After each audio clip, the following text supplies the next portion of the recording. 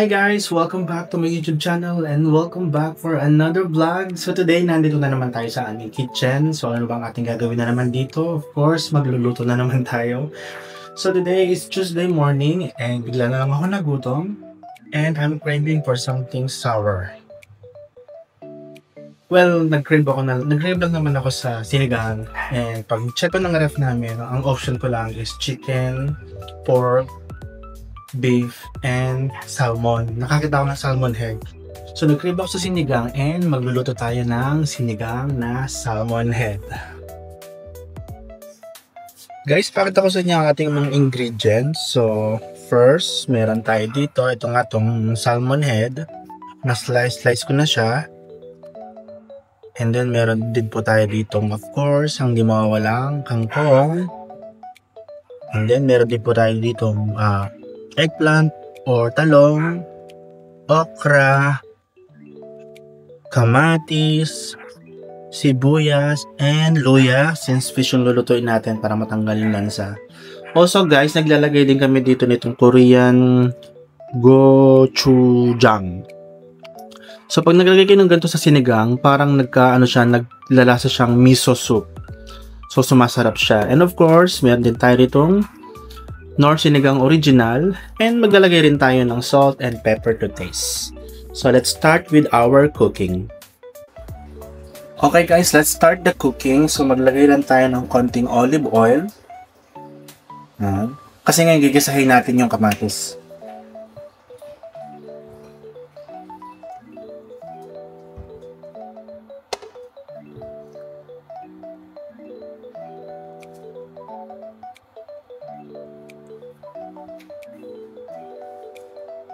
Lagyan na natin ang ating kamatis.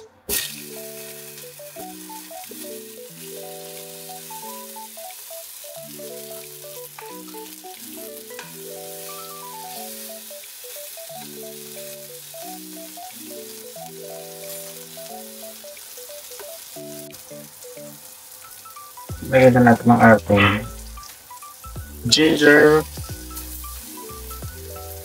ang ating onion,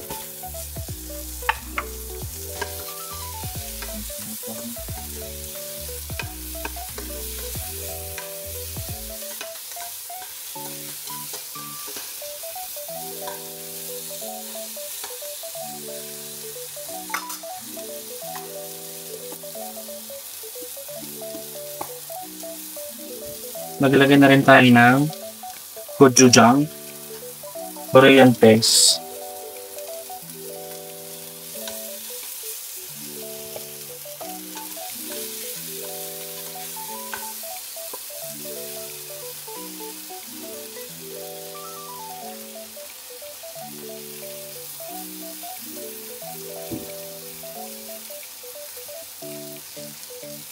Add na rin tayo ng hot water para sa ating sabaw. Para matunaw na rin itong Korean paste.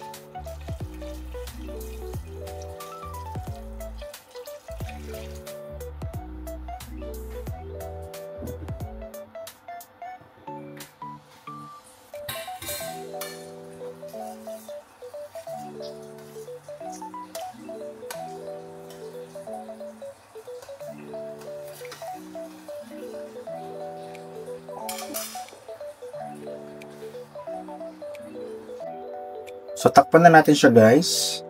Once kumulo na siya, lagyan na natin yung ating fish. So guys, ayun, kumukulo na yung ating sabaw. Maglagay na rin tayo ng pang-asim. Mga half lang. Yan. Then, next na natin yung fish. Lagyan na natin itong salmon head.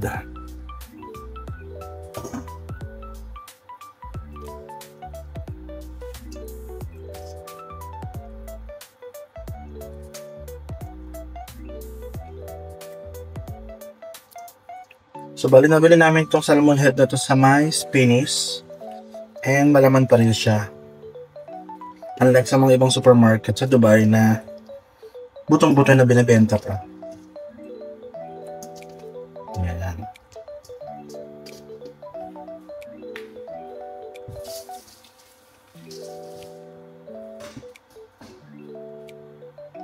Sabay na rin natin yung ating talong kasi medyo matagal maluto ito.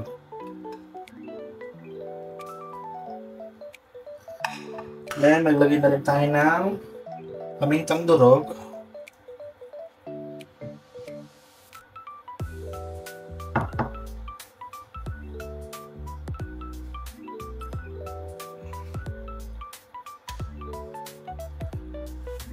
So, once kumulo yan, lagay na natin yung talong and kangkong. So guys, yan kumulo na, maglagay na tayo ng asin. Nalagyan lang natin.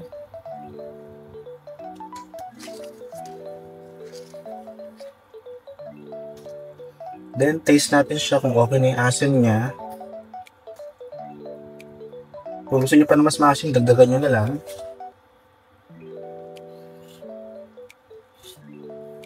Yan, for me, okay na yung asin. Then, sunod na natin yung the rest ng gulay. So, ayan guys, lagay na natin the rest ng gulay. Lagyan na natin ng okra.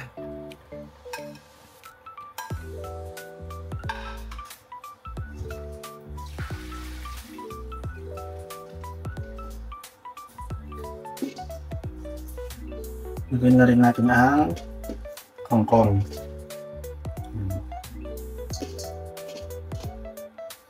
Then, takloban lang natin siya ng 5 minutes. And after 5 minutes, luto na ang ating sinigang na salmon.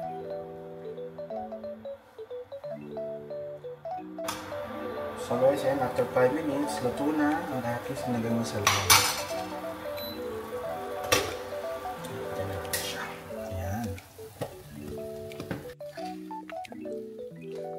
Luto na ang ating sinigang na salmon. Ulo ng salmon pa.